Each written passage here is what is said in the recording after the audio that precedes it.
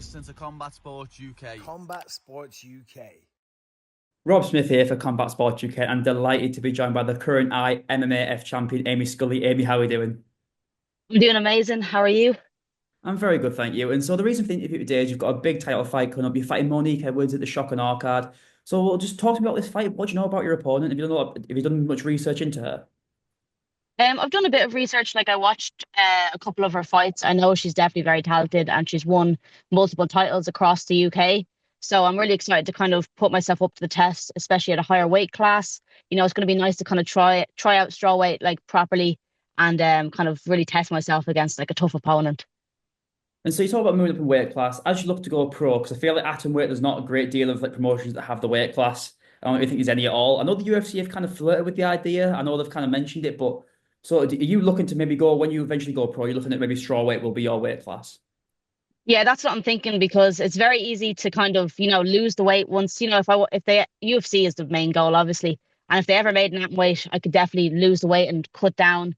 But trying to gain the weight, that's the hard bit, especially if you've seen multiple fighters go up weight classes and they don't do it right and they don't kind of put on the mass that they need to. You're just going to be undersized. So I want to make sure I get big and get strong. And then if there ever is an weight that class that in somewhere like in a promotion that's good, I'll do that because it's probably a weight class I'll be better at. But for the moment, strawweight's the way to go. That's where all the action is.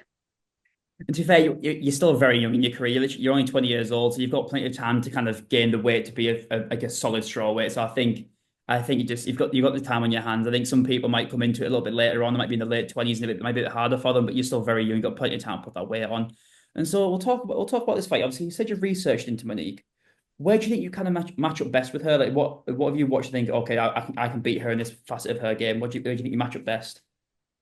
Well, I just like to keep myself confident everywhere. Like I don't want to, give away my game plan or anything like that. But, I do believe that like I'm a pretty well-rounded fighter. My striking is very good. And obviously, if you've watched any of my fights, my grappling is top class. So like I want to I've been working really hard this camp and even putting on the weight, like I've put on probably about 5 or 6 kilos now. And like the difference I feel in training is insane. Like I feel like a new animal kind of, rolling against people that usually would throw me around and I'm able to throw them around now. So, like I feel like I've improving everywhere in my game this camp. And I think like no matter what she throws at me, I'll be throwing something better back. And so you're one of the most accomplished amateur fighters we've got at the moment in the UK in Ireland, sorry. And then so what do you think another title does for your career? It definitely gets me one step closer to going pro. Like I don't have a full kind of grasp on when I want to go pro yet, but I'm hoping definitely by 2026 I want to start my pro career. So it's definitely one more step towards going pro. Depending like after this fight, I'll kind of weigh out my options, see where I am, maybe get 1 or 2 more amateur fights in, or if the worlds roll around at the right time, I might do that again, take home the strawweight belt as well. But I'm just playing it by ear, but it'll definitely get me one step closer because I can show I can do the IMAFs and I can do proper shows as well. And so let's talk about the IMAFs because obviously you were the tournament winner for last year. So kind of talk about that whole experience because as far as I'm aware, I don't know too much about it myself, but I know it's a very prestigious tournament. And so you being the winner, kind of talk to me what was it like over there? Because where in the country was it? Because I'm going to butcher the name. I'll let you do it. It was in Uzbekistan, it was a mad spot. Like it was like the IMAF. The one cool thing about it is that it brings you to countries that you'd probably never go to if you weren't, going there to do some scrapping.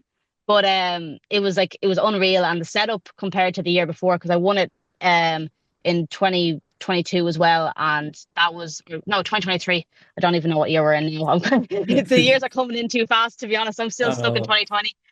But I won it the year before as well, and that was in Albania, and that was it was a grand tournament. But in Uzbekistan, it was next level. It was probably the biggest stadium that I'll compete in until I'm in somewhere like the UFC because I think it had about like 12,000 people in attendance. Wow. For the 2 finals days of just like people from Uzbekistan coming to watch and stuff like that. And I think the prime minister or something of Uzbekistan was there, and there was a whole big thing about it. But it was unreal, and it's also you fight on multiple days, which is kind of cool because once you go pro, you're never going to experience anything like that again. You're fighting, and as soon as you're done the fight, you don't even get to celebrate. Like you just have to go straight back into fight mode. And if you're cutting weight, it's like you can't even have a little cake after you win. You have to keep going until you get to the final day. So something like that makes kind of the payoff of winning almost that little bit nicer because you've fought the whole week and you've watched your teammates fight and you're kind of all together as one kind of gang. And then, to bring home the belt then was just next level. And so, what was it like fighting in front of 12,000 people? Because I feel like, especially for an amateur fighter, that's unheard of. So, what was that experience like fighting in front of such a massive crowd? I didn't really like. I kind of just like when I was walking out, I kind of just looked around and I was like, this is what I was born for, type thing. Like I was like, this is what I've been waiting for because during the week there's not that. It's just whoever's fighting and the teams that are there, and there's 5 cages on at the same time. So if you get knocked out in the first 5 seconds, like it's okay. Next people in. You know what I mean? It's next people in. There's nothing but like for the final, the cage is in the middle. The big bright lights are sending you, and I was like, this is what fighting is about. Like this is, what I mean? It was an unreal experience. And I was like, I was born for this. Like, this is what I was meant for. That's kind of what I was thinking. And I can't wait to kind of fight in a crowd like that again. And so, being a two-time IMAF champion, would you say that has been like the proudest achievement of your career so far? Yeah, 100%. It's the proudest moment of my life. Like, even my mom was in the crowd and she's been to all my fights. And like, I could hear her, you know what I mean, screaming as soon as I won. And I was like, that's what makes it all worth it. Like, just being able to make her proud and show that she's like raised a good kid that's going to do good things. So it was the best moment of my life. One thing I wanted to ask you was, when you watch your fights, the hairstyles are unbelievable. I'm loving all the wacky hairstyles. What's the inspiration behind that? I just think it's kind of fun. It's something that makes you stick out. Now, right now, it's going to be nice for the fight, I promise. But right now, it's just grown out. I kind of let it do its own thing between the fights, because it's just like I don't think I'll have any hair if I keep dyeing it 24/7. But I find it kind of fun. It's a cool way to express myself, and like it makes me stick out. Like if you see on my Instagram and everything that I do, like I'm trying to make a mark because MMA isn't like football where if you're part of the team, you know what I mean, no matter what, you're gonna get the money and get the eyes on you. If no one is interested in you in MMA, good luck doing anything. So I try, push my Instagram, get people to know who I am, and the haircuts can help with that as well because people are like, what's that green yolk doing doing in the cage? Like, do you know what I mean? So it gets a couple more eyes on you and stuff like that. So I just enjoy doing it as well. It's a bit of fun.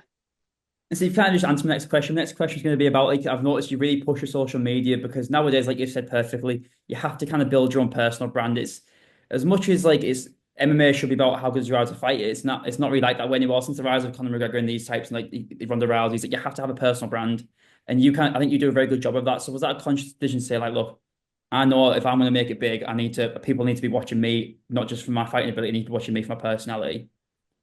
That's exactly it. Like it was around this time last year that I started doing the vlogs originally.